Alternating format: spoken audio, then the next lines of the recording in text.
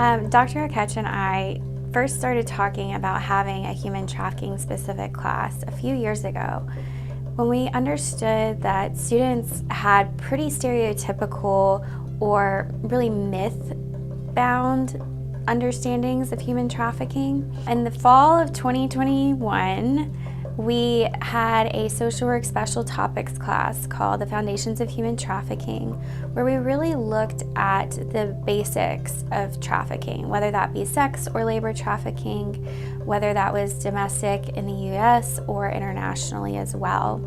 And through that class, we talked about different types, how it affects different people in their daily lives, and how we can be preventative in the fight against human trafficking.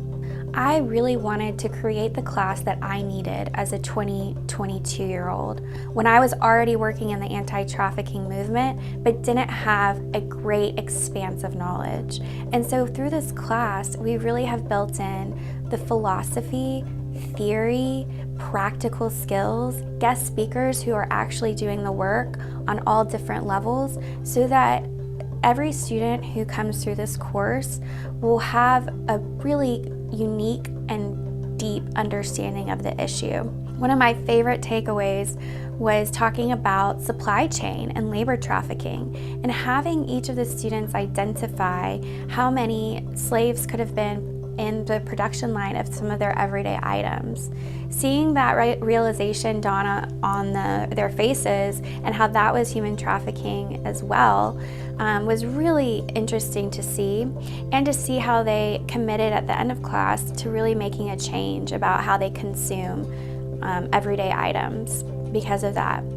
Another great highlight was that we actually had a student in the class who is a MSW student in a field placement who was able to identify a client as a human trafficking survivor.